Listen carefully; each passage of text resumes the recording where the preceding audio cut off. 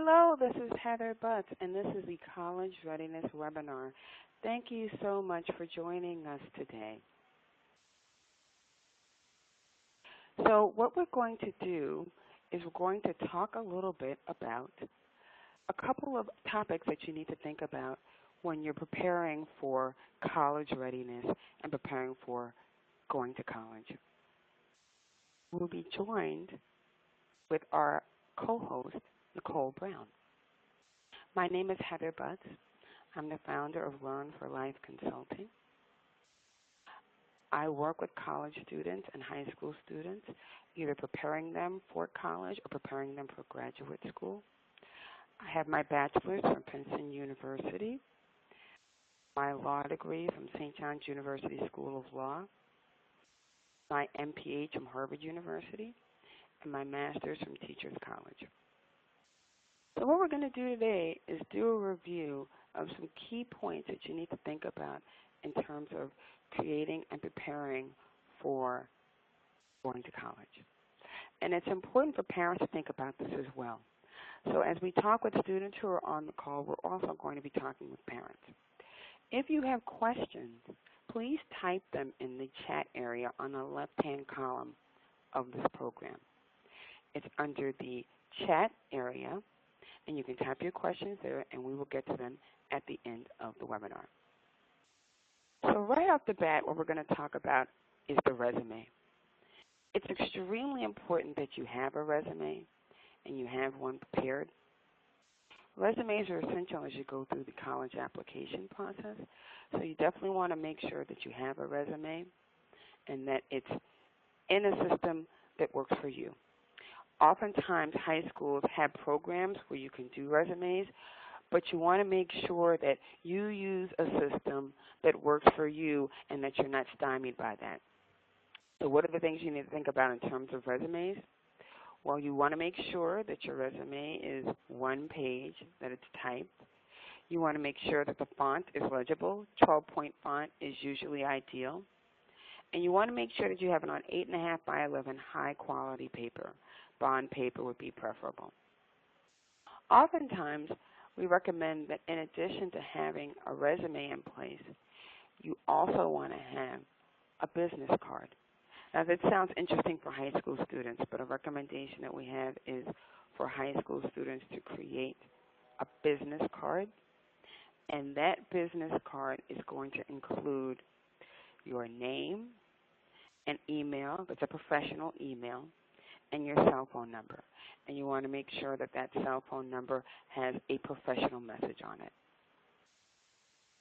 Okay, so now let's talk a little bit about interview prep. So you absolutely want to make sure that when you're preparing for interviews for college, you're going to make notes about why you want to attend the college. You're going to make notes about any academic background and high school experiences that you have that are relevant to the college.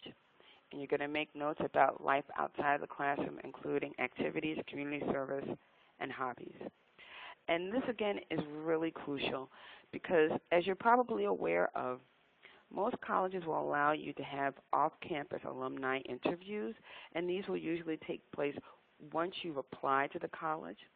This can be anywhere from around, well, if you're applying early fall of your senior year, or if you're applying regularly, early winter to early spring of your senior year.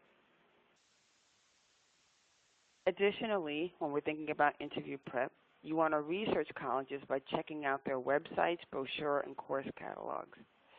You also want to choose appropriate clothes to wear for the interview and create a folder to take to the interview with appropriate information.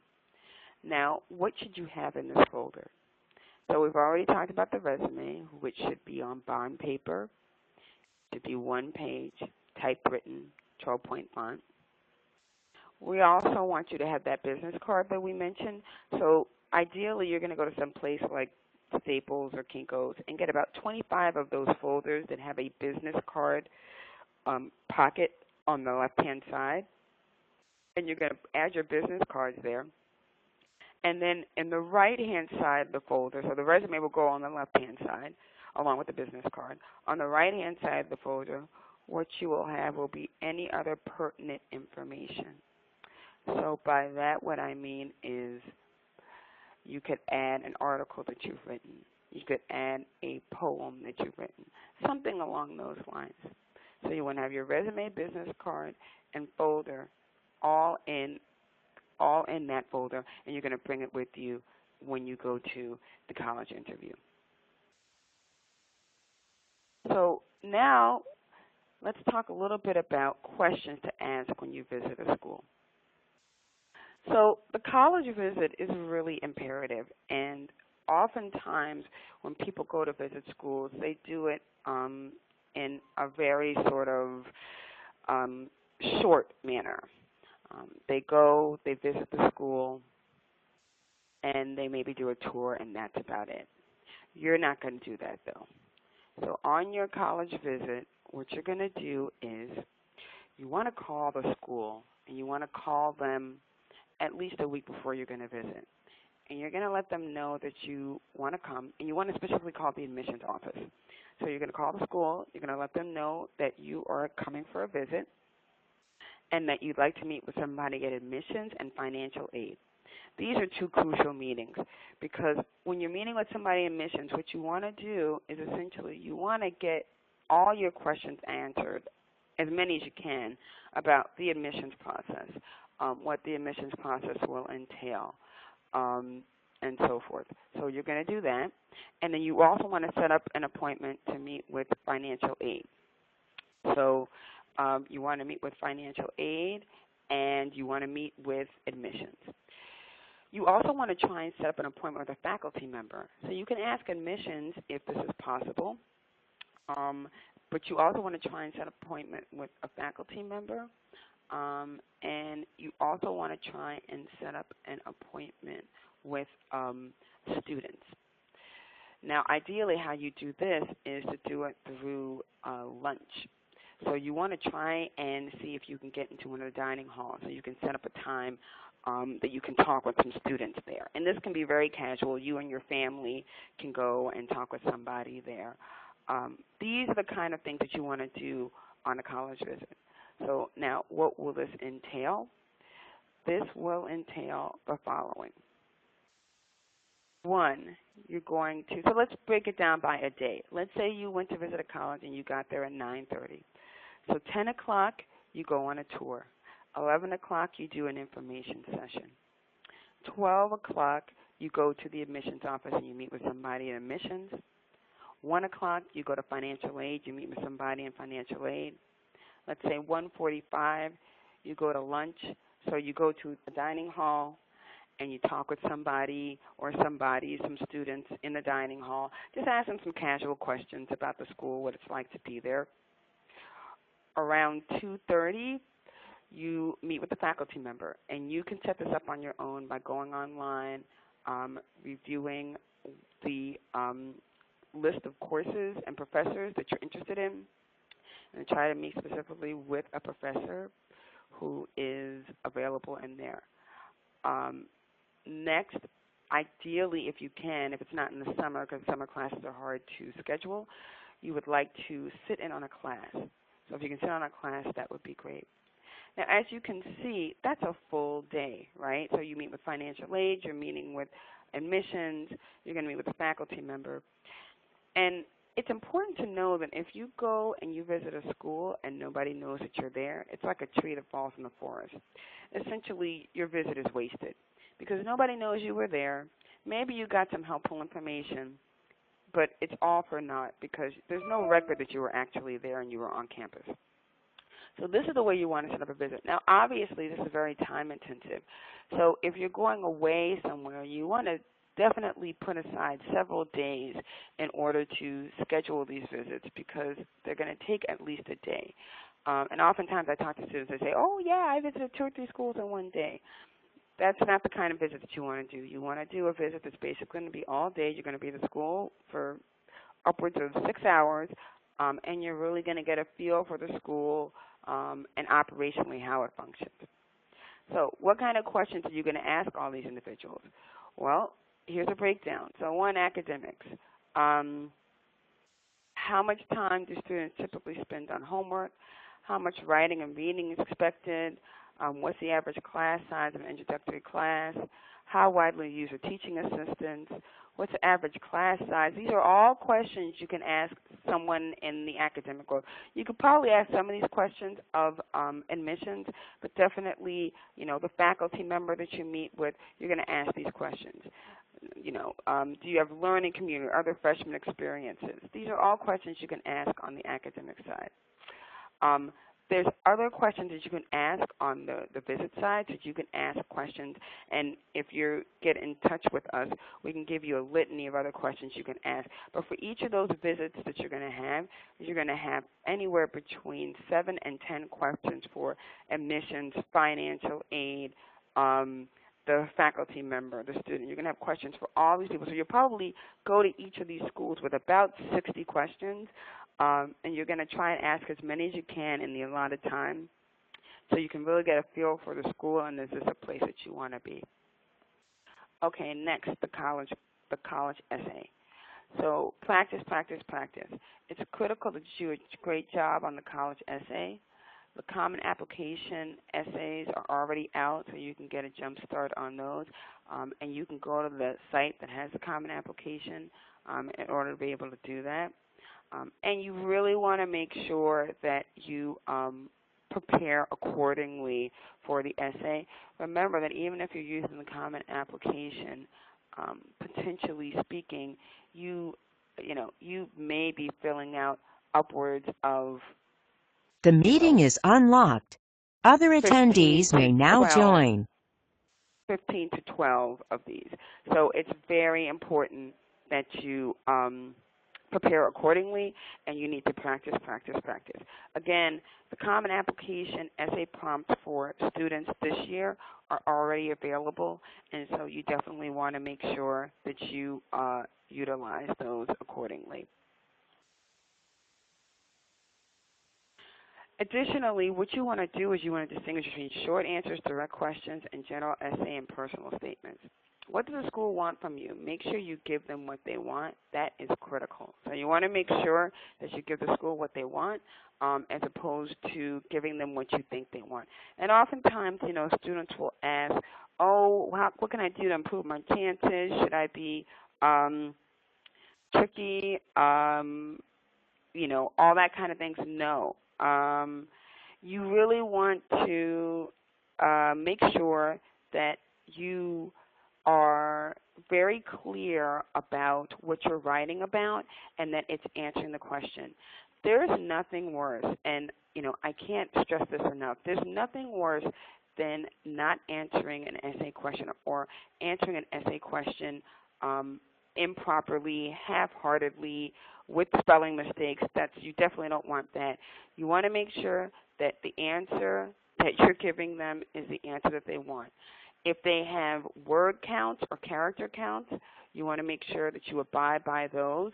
And above all else, you want to make sure that you answer the question properly.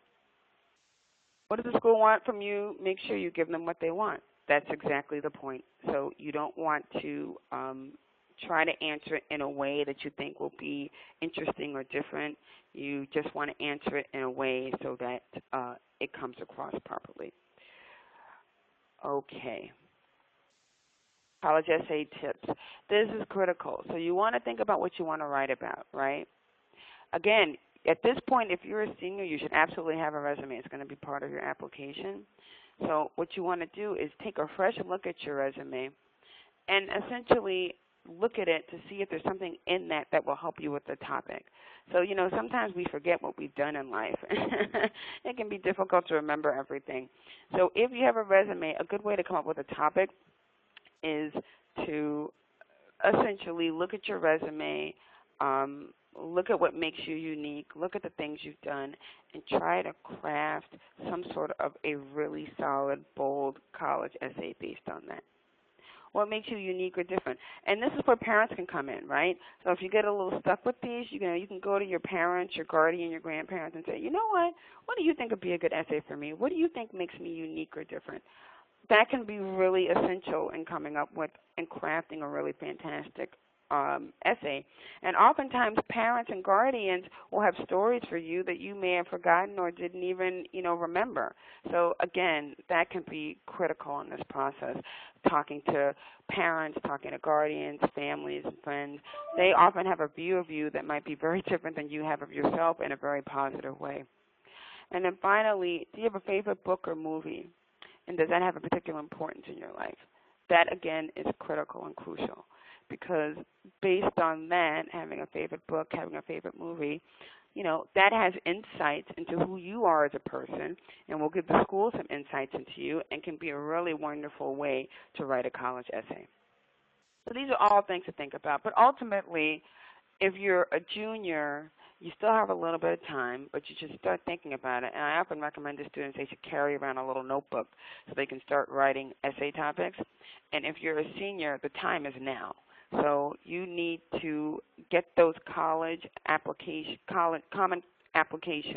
question prompts right now. There's 6 of them. You want to get them ASAP. You want to take a look at them, and you want to review them.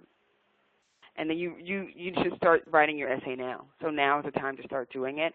And then the other colleges will start releasing their applications, so you want to start pulling them as soon as possible and making sure that you can get access and start writing them. So for seniors, your summer should, among other things, your summer should be devoted to. One of the things it should be devoted to is getting ready for the college essay and college essay prompts. It's critical and it's crucial. And again, if you get in touch with us, we can help you through the process and assist you in whatever you need. Other tips? It's a very trying time in your life. If you're applying, there's a lot of stress, there's a lot of anxiety. So you want to make sure that, you look at that and you look at, how you can utilize that effectively in the essay process.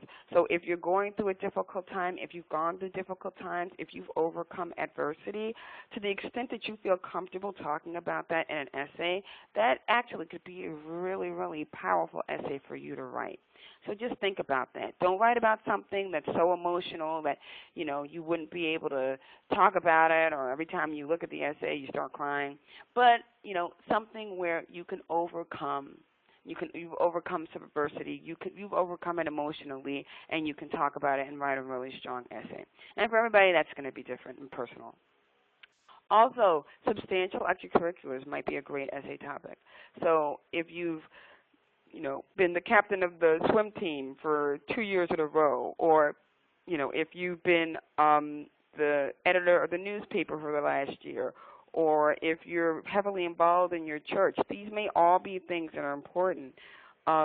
Church involvement, those kind of things are critical in thinking through essay topics because they have meaning for you and they have value for you. So those are topics that can be really wonderful when we're thinking about doing an essay. Someone who's had a great deal of meaning for you. It's interesting. I asked a group of students not so long ago who was the most important person in their life, and one of the students raised his hand and said, "I am." Great answer. So it doesn't always have to be, some historical figure or, someone else. It could be you. You can write an essay about yourself. But you want to think about someone who's had a great deal of meaning for you, who's had a great influence on your life. Those are always great topics. And the Common Application has essay topics. In addition to their general topic, they have essay topics that are similar to that.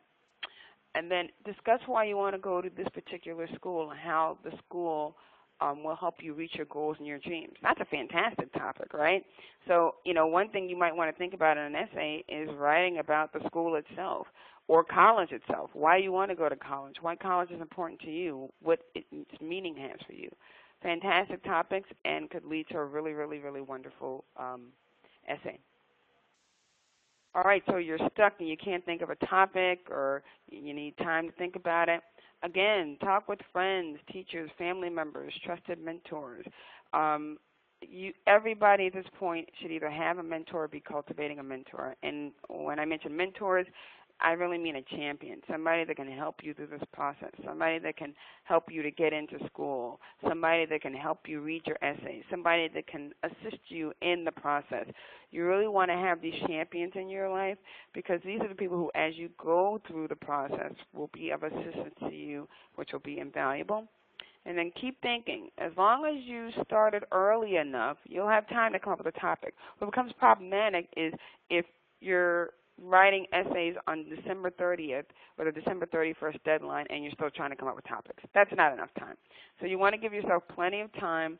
Juniors, it's not too early. You can at least start thinking about topics, and then once you get the exact prompts for your school, fashion them accordingly. And I would absolutely say for juniors, you should be looking at the Common Application, take a look at that, and act accordingly.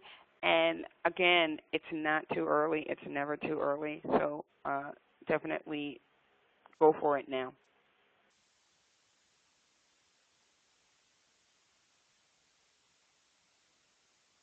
Okay, so essay writing tips again, start early. Write your first draft and continue to write drafts. You'll need several drafts before you can finalize the essay. Have someone else read it to make sure it conveys what you want it to convey. No typos, no typos. Yes, you want to make sure that you can read this before you actually send it in. Now, what does that mean? Well, that means that you actually have enough time to do that. If you have typos, if you have grammatical errors, if you have anything along those lines, it's impossible really to recover from that. So you have to look at this whole process as though it's a job. This is your job. This is something that for the next year to 2 years, this should be your sole focus. And so really there's no cause for you to have typos or grammatical errors or anything along those lines. And again, you want to have other people reading this. That's going to take time too. So if you have a guardian, if you have a parent, if you have somebody else that can read this, you want to make sure that you can, have them look at it and take a look so they can give you comments. And that's why the preparation is important. So from the get-go, you want to make sure that you have a topic that is solid, that is meaningful to you, that you can passionately write about. And then you want to convey that in your essay, have at least one other person read it, give you comments in addition to catching typographical or grammatical errors. You take a look at it again, take their feedback to heart, have them look at it again, and then finalize it. But again, this all takes time, and especially if you're dealing with the Common Application and supplements, you could be doing this for upwards of, depending on how many colleges you're applying to, 15 to 20 colleges. And when Ms. Brown gets on, she'll be talking a little bit more about that process. So, all right. Takeaways. So make sure your essay is consistent with the rest of your application. I always like this example where, you have 2,400 SATs and a 4.0 average, and you're not struggling at school, but you write an essay about how difficult school is for you, the struggle you've had in school, even though you have 2,400 SATs and 4.0 average. That's not really consistent. So you want to make it consistent, which goes to the better point that your essays should be truthful. You don't want to make things up. And again, if you get in touch with me and Ms. Brown, we can help you with this, and she in particular can help you with the process of, thinking through a lot of this in addition to some of the topics we talked about before. So it's critical to get help with this, and definitely she can be a resource for that. Also, you want to use your essay to explain certain parts of the application. Don't just want to repeat what's already in your application. So obviously, with the 2,400 SAT 4.0 average student, they've done very well in school. So writing an essay that just reiterates how great of a student you are may not be, the best essay for you. However, if you want to write an essay about how, you had struggles earlier in either your life or you have, an interesting background, maybe you've come from, difficult or humbling beginnings, those are all things that actually would be interesting, and then it makes your story more consistent. And that's what you're looking for. You're looking for consistency in your application. You're looking for something that's compelling. And if there's something in your application that's problematic, the essay is a place where you can essentially deal with it. So again, you don't want to necessarily use the essay to just talk more about all the great things in your application, because those will be self-evident. But what you want to do is use the essay essentially to talk about things that are either questionable or problematic, or that will consistently more explain your story. And certainly somebody who has a backstory of difficulties or overcoming and ends up with wonderful grades and SATs, that could certainly be that. And then, diversity is great. So if this applies to you, you definitely want to talk about, diversity and your rich diversity and so forth, and you want to make that very clear. And diversity comes in all different shapes and sizes. And so what you may not think makes you diverse actually potentially does make you a diverse candidate. So you absolutely want to think about that. Okay. And remember your essay topic says a lot about who you are and what you are, so you need to choose it wisely. I had a student not so long ago who was talking to me about essay topics, and she wanted to write something about Pokemon or something. And I was like, well, you know what? That actually might be super interesting depending on how you write it, but you just need to realize what that's saying about you.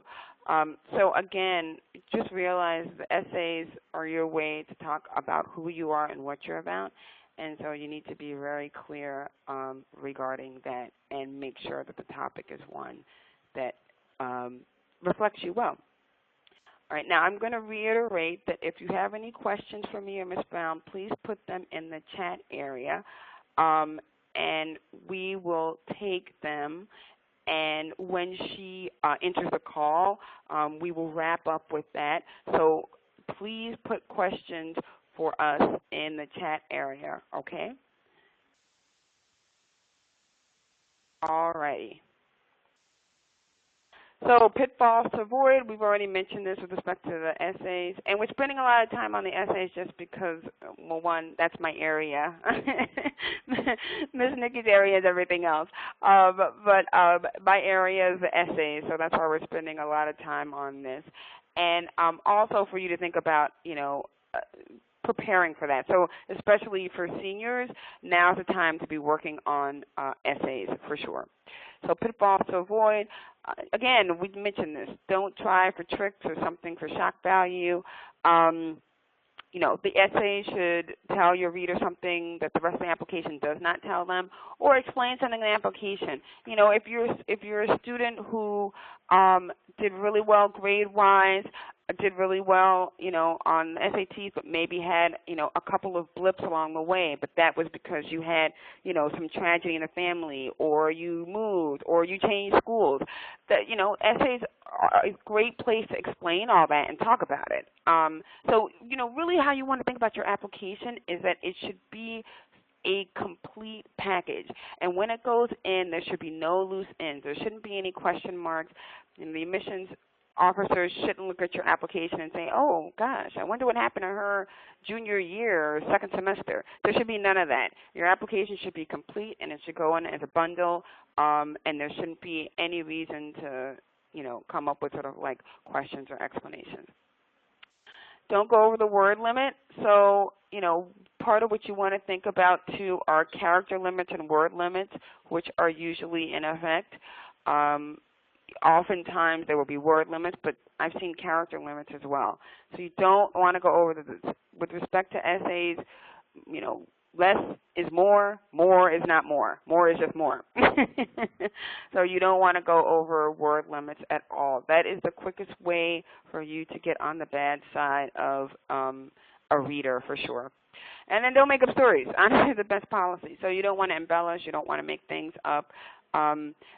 Beyond the fact that it's just not good ethics and good policy, somewhere along your application there's going to be a lack of consistency once you start making stuff up. So the example I used before where you make up some story about how you struggled forever in school, but you have 2,400 SATs and an A average, not not consistent, and it's not going to ring true.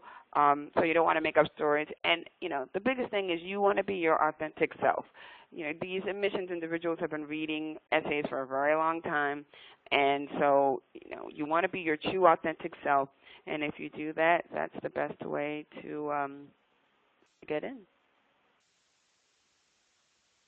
Okay, so this is where we're going to wrap up talking about the timeline. Timeline is very important, and as we talked about,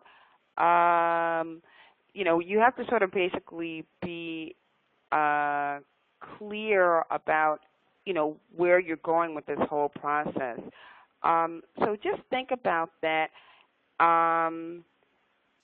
One thing to sort of note about the timeline is it's important to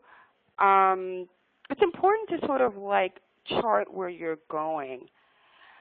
Why do I say that? I say that because when we know where we're headed, especially in this process, we sort of know, where we've been, and then we can have a clear direction. Normally, it's important to start that process, honestly, by like 8th or 9th grade. Now, I know that can be daunting if you're a senior, but that's really when you need to start it. You need to start it, when you're like 12, 13 years old. And, I think that for some people, when they finally get to that place where they're a junior or senior, it can almost feel sort of like a little bit hopeless, but you shouldn't feel that way. Because even if you haven't started the timeline earlier, you can basically just sort of fast forward it and get going immediately. Okay, so let's say you're a junior at this point and you need to start right now. What do you need to do at this point? Okay, so first things first. What you need to do is you need to have your college list. And we will talk with you about that at a later time. But if you want to talk with us, about that, you can get in touch with me and Nichole Brown, and I'll give you information how to get in touch with both of us. But the most important thing at this stage is you need your college list.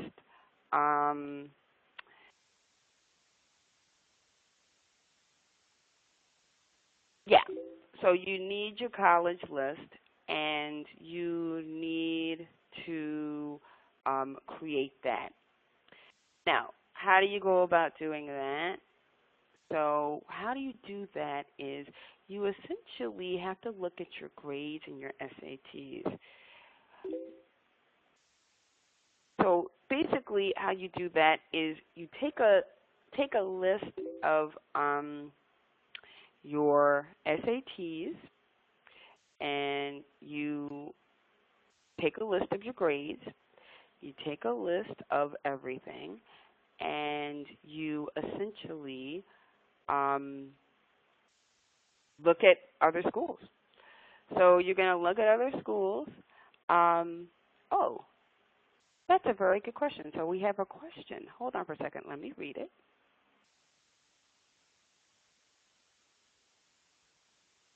Okay, so the question is, which is more important, having more extracurriculars outside of school or having more extracurriculars inside of school? Rising junior. Okay, great question. So the answer to that would be it depends, right? If you have 20 extracurriculars outside of school and 10 extracurriculars inside of school, and you're doing one of them every 3 months, that's not good on any level. If you have 1 or 2 extracurriculars in school, but you're the editor of the newspaper and you're the captain of the football team and you're the co-captain of the swim team, And then outside of school, you are very involved in a youth group and a volunteer group. That's fantastic, right?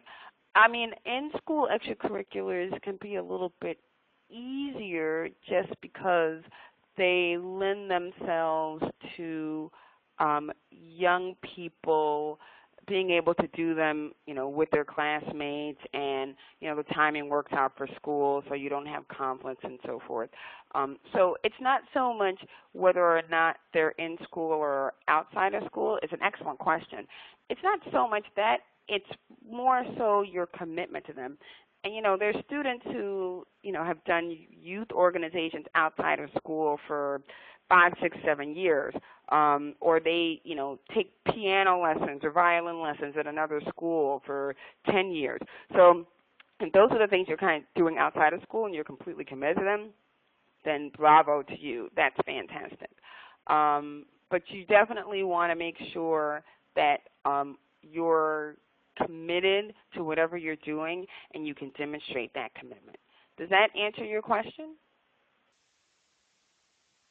I hope so. Okay, so with respect to the timeline, if you're a junior or a senior, at this point, the most important thing that you can do is to get that college list done. That's imperative. Usually it's good to apply to about 10 schools. Sometimes for various circumstances, students need to apply to more than that. But you got to think the more schools you're applying to, the more work you're going to be doing. So if you're applying to 10, 11, 12, 15, 25. I talked with a student not so long ago who was applying to 30 schools. If you're applying to 30 schools, yeah, the common application will help you with some of those, but then you got to figure, you're probably writing with the supplemental applications in schools that are not common application schools, you could be writing upwards of 30-plus essays. It's a lot of work, which means you need to start that process sooner rather than later. So if you apply to somewhere around, 10, 12 schools, you can have a good mixture of the safety schools, the reach schools, and the match schools. So, yeah, you want to make sure that you have a good mixture of those, and then essentially act accordingly. So if you do it that way, what will happen is that, okay, so let's say you're a student and you have a 3.2 average and, 1900 on the SATs. So if you have that, then what you can do is look at schools that are in that range for you, right? So you're going to look at the schools that are somewhere in that range. And then you're going to look at schools that are a little bit above that range and look at schools a little bit below that range. And if you pick basically 333, 343, 433, that'll give you the 10 schools that you need. And then from there, you should be in great shape. Now, obviously, the more schools you apply to, you want to keep that sort of one-third, one-third, one-third mix more or less. But the more schools you apply to, the more that's going to get. It's just going to sort of grow exponentially. But once you get into the territory of applying to 20, 25, 30 schools, it's just going to be a lot of work. And remember, you're going to essentially create a timeline, and, Miss Nikki and I will help you with this, but you're going to essentially create a timeline for each of your schools. And that timeline is going to have between 20 and 30 checklist items, everything from, making sure that your scores have been sent to scheduling the interview to actually doing the interview. So you want to make sure that you have time to do all of those things. I mean, doing 30 college interviews is a lot. So, again, if you're thinking about applying to that many schools, you're going to have to schedule yourself accordingly and have a very, very, very tight schedule given the fact that that's a lot of schools. All right. Now, I'm going to quickly just go through this timeline for freshman through junior years. So you obviously want to do well in school. That's a given. You want to cultivate relationships with mentors. You want to begin to visit schools. You want to do well in school.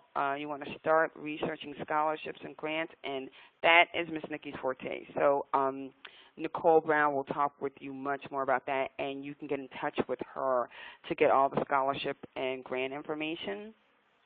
And then obviously you want to create the resume. So you should have a resume by the time you're a junior, for sure. Um, you know, getting involved with extracurricular activities that you actually enjoy. Don't just get involved in extracurriculars just to get involved with them. You want to review your timeline and make sure you're on schedule. So you should have a timeline and then be able to review it. You want to create a checklist of to-do items. And if you're having trouble in a particular area, get help from teachers, after-school programs, and mentors. You also want to surround yourself with supportive friends. So if your friends aren't supporting you, or you feel like, oh gosh, I really want to apply to Columbia, and all my friends are telling me I'm never going to get in, you might want to put those friendships on hold until you're done with this process, because you really need to be surrounded by supportive friends and families that are really going to have your best interests at heart. That's the most important thing at this point. Junior year, summer for senior year, and again, Miss Nikki has a whole wealth of information about what you should be doing your summer before your senior year. In addition to this, there's all sorts of other things you should be doing which are critical and important, and you want to make sure that you do those. But basically, you want to, put in place procedures so that you are doing what you need to do when you need to do it throughout your year. And you also want to make sure that you're preparing for the college process. And what does that mean? Well, we've talked about it. It's the essay, it's the preparation, possibly it's internships. Ideally, you've already done internships as, a sophomore and a junior. So internships, it's summer programs, it's college prep programs, college programs for credit, college classes for credit.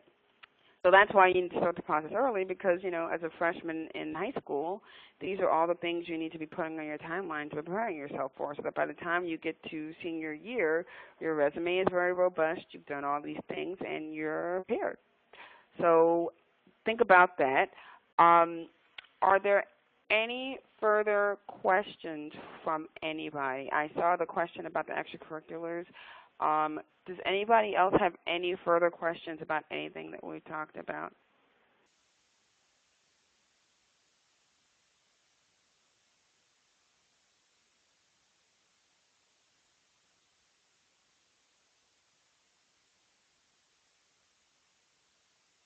Okay, great. All right. So let me put some information about how you can reach everybody. So you can reach Nichole Brown through her email, and let me get that for you. And you can reach me by my email as well. So again, I'm Heather. Last name is Butts, B-U-T-T-S. Let me put Nichole Brown's email up first. So Nichole Brown, and here's her email.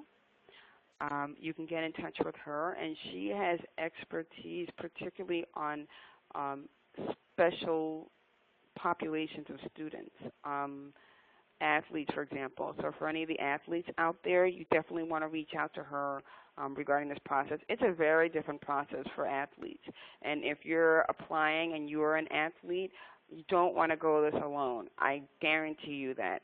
So she's a great person to talk to if you are an athlete.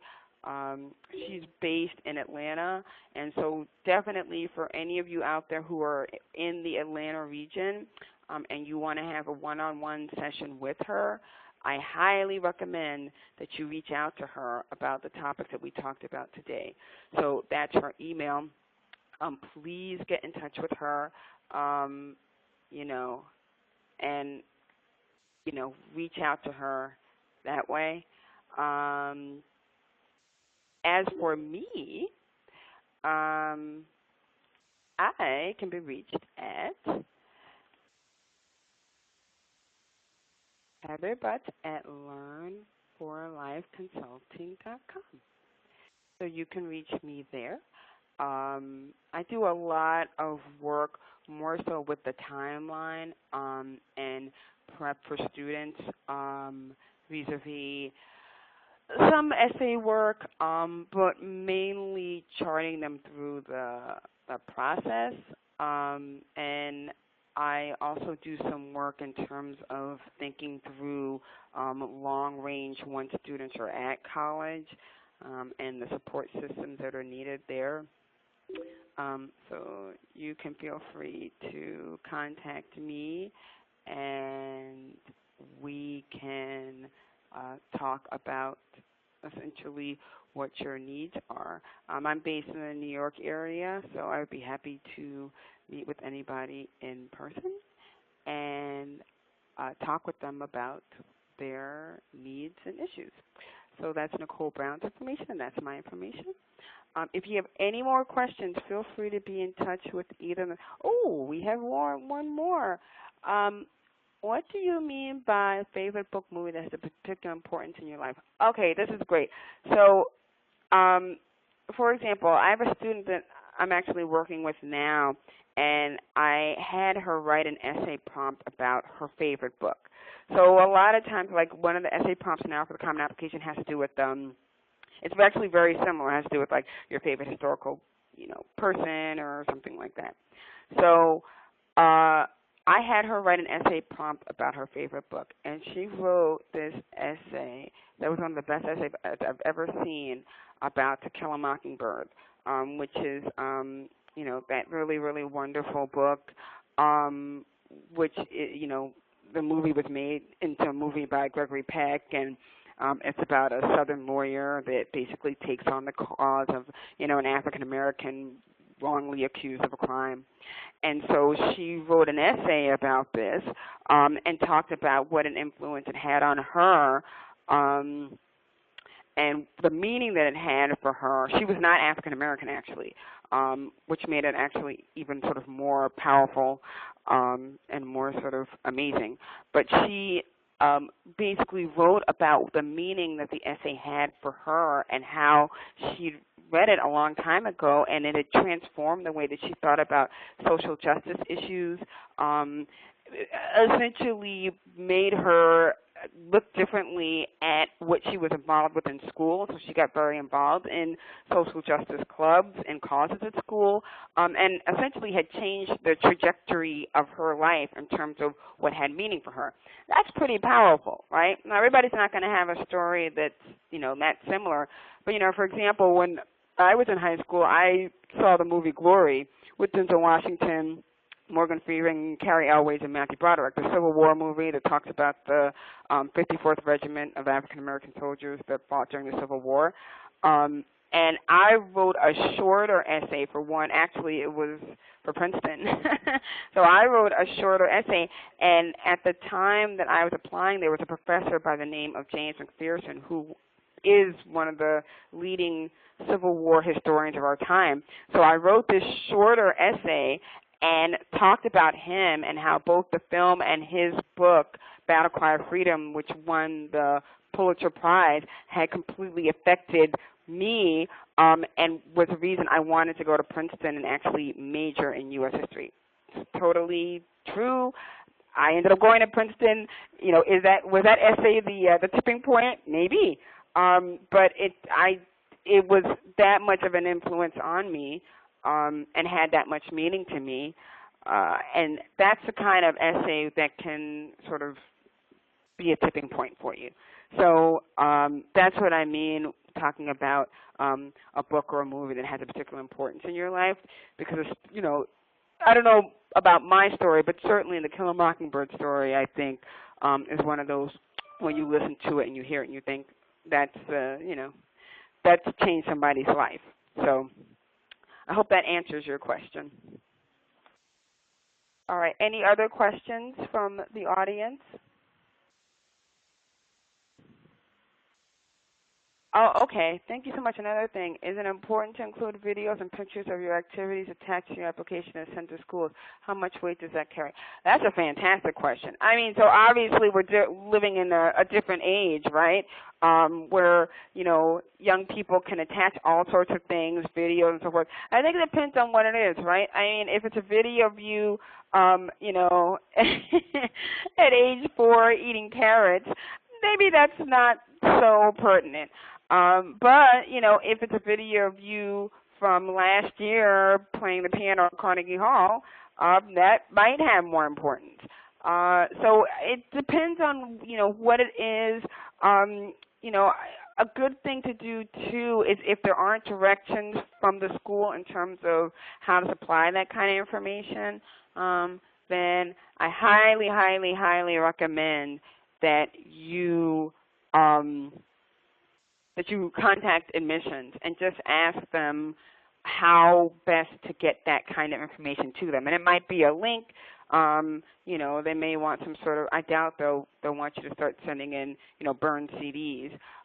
But, you know, it could be something on YouTube that you upload on YouTube. So if the directions aren't very clear, you just want to make sure that you find out what the best way to get that information there.